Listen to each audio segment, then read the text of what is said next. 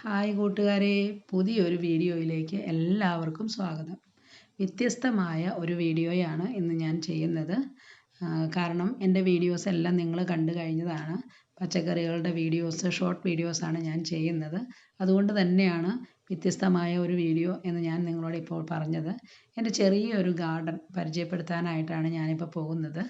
ചെറിയൊരു ഗാർഡൻ എന്ന് പറഞ്ഞപ്പോൾ തന്നെ നിങ്ങൾക്ക് മനസ്സിലായി കാണും. വീഡിയോയിൽ നിങ്ങൾക്ക് കാണാൻ കഴിയുന്നുണ്ട്.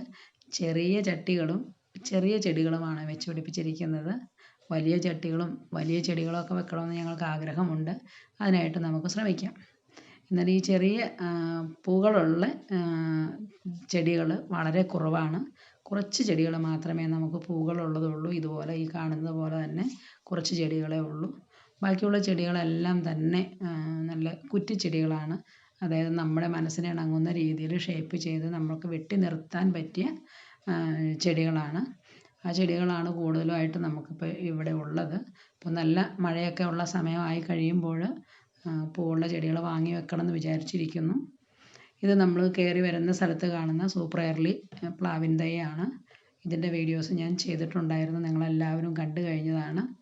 അപ്പം നല്ല രീതിയിൽ നമുക്കിതുപോലെ ഒരു തൈ എങ്ങനെ വെച്ച് പിടിപ്പിക്കാമെന്നാണ് ഞാൻ ആ വീഡിയോയിൽ നിങ്ങളോട് പറഞ്ഞത്. ഇതിനോട് ചേർന്ന് തന്നെ ഒരു അത്തിമരം നമ്മൾ നട്ടുപിടിപ്പിച്ചിട്ടുണ്ട്. മാർച്ച്, ഏപ്രിൽ, മെയ് സമയത്തൊക്കെ ഭയങ്കര വെയിലും ഭയങ്കര ചൂടുമുള്ള പ്രദേശമാണ് നമ്മുടെ പ്രദേശം. അതുകൊണ്ട് തന്നെ നല്ലൊരു തണൽ, ഒരു ചെറിയ AC ആയിട്ടാണ് ഞങ്ങളിതിനെ വെച്ച് പിടിപ്പിച്ചിരിക്കുന്നത്.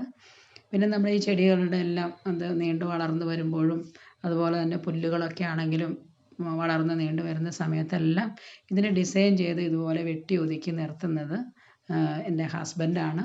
ഹസ്ബൻഡിനോടൊപ്പം മക്കൾ 3 പേരും സഹായിക്കുന്നുണ്ട്. ചെറിയൊരു കലയും കാര്യങ്ങളൊക്കെ ഉള്ളവരാണ്. അതുകൊണ്ട് പപ്പയും മക്കളും കൂടി അതിനെ ഡിസൈൻ ചെയ്ത് നല്ല രീതിയിൽ ഇതുപോലെ ആക്കിയെടുത്തിരിക്കുന്നത്. എനിക്ക് ഭയങ്കര കലാവാസനകളോ അങ്ങനെ കലാകാരിയൊന്നും അല്ല ഞാൻ. പക്ഷേ ഇവരുടെ കലകളെ ഞാൻ പ്രോത്സാഹിപ്പിക്കുകയും അതിനെ പിന്തുണയ്ക്കുകയും ചെയ്യും. അതുകൂടാതെ അത് ഞാൻ ആസ്വദിക്കുകയും ചെയ്യുന്ന ഒരാളാണ്. അപ്പോൾ അതുകൊണ്ട് തന്നെ ഞാൻ ഇവരുടെ കലകളെല്ലാം ഇങ്ങനെ സപ്പോർട്ട് ചെയ്തുകൊണ്ട് ഇവരെ ആസ്വദിച്ചുകൊണ്ടിരിക്കുന്നു. ഇതുപോലെ വീഡിയോസൊക്കെ എടുത്ത് ഞാൻ നിങ്ങളുടെ മുമ്പിൽ എത്തിക്കാനായിട്ട് ചെറിയൊരു ശ്രമം ചെയ്യുന്നു. അതുപോലെ തന്നെ നമുക്കിപ്പോൾ കാണാൻ കഴിയുന്ന പോലെ ഈ ചെടികളൊക്കെ നല്ല രീതിയിൽ വെട്ടി ഒതുക്കി ഭംഗിയാക്കി എടുക്കണമെന്ന് ഞങ്ങൾക്ക് ആഗ്രഹമുണ്ട്. ഇച്ചിരി വളർന്നു വരട്ടെ. കൂടുതൽ ചെടികൾ വെക്കാനായിട്ട് നമുക്ക് സ്ഥലങ്ങളുണ്ട്. നഴ്സറിയിൽ പോയപ്പോൾ കുറച്ച് ചെടികളൊക്കെ നമ്മൾ നോക്കി വെച്ചിട്ടുണ്ട്. കാലാവസ്ഥ അനുകൂലമായി വന്നതിന് ശേഷമേ നമ്മളത് മേടിച്ച് നടുന്നുള്ളൂ. കാരണം നമ്മൾക്ക് കിണർ വെള്ളമില്ല. നമ്മൾ വാട്ടർ അതോറിറ്റിയുടെ വെള്ളമാണ് ഉപയോഗിക്കുന്നത്. സെപ്പറേറ്റ് നമ്മൾ ചെടി നനയ്ക്കാൻ വേണ്ടി തന്നെയായിട്ട് ഒരു ടാങ്കിൽ വെള്ളം നമ്മൾ സ്റ്റോർ ചെയ്തിട്ടുണ്ട്.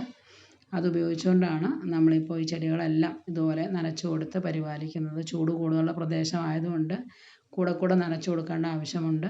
അപ്പോൾ അധികം ചെടികൾ പിടിപ്പിച്ച് വെച്ച് കഴിയുമ്പോൾ അധികം വെള്ളത്തിൻ്റെ ആവശ്യം വരും. അപ്പോൾ വാട്ടർ ബില്ല് നമുക്ക് താങ്ങാൻ പറ്റാതെ ആവും. എന്നാലും കഴിവിൻ്റെ പരമാവധി ഞങ്ങൾ ശ്രമിച്ച് ഇതുപോലെ ഈ പച്ചപ്പ് നിലനിർത്താനായിട്ട് ഞങ്ങൾ ശ്രമിച്ചുകൊണ്ടിരിക്കുകയാണ്. ഞാൻ വീഡിയോ എല്ലാം പിടിച്ച് വന്നപ്പോഴേക്കും നല്ല വെയിലായി കഴിഞ്ഞപ്പോൾ ഇപ്പോൾ നമ്മൾ ചെടികൾ കാണാൻ നല്ല ഭംഗിയായി. നല്ല വെയിലുള്ള സ്ഥലമാണിത്. അതുകൊണ്ട് നല്ല രീതിയിൽ നനച്ചു കൊടുക്കണം. എൻ്റെ ഈ വീഡിയോ ഇഷ്ടപ്പെട്ടു എന്ന് വിചാരിക്കുന്നു എല്ലാവർക്കും. പുതിയൊരു വീഡിയോയുമായിട്ട് അടുത്ത ദിവസം നമുക്ക് കാണാം. Tata, bye bye.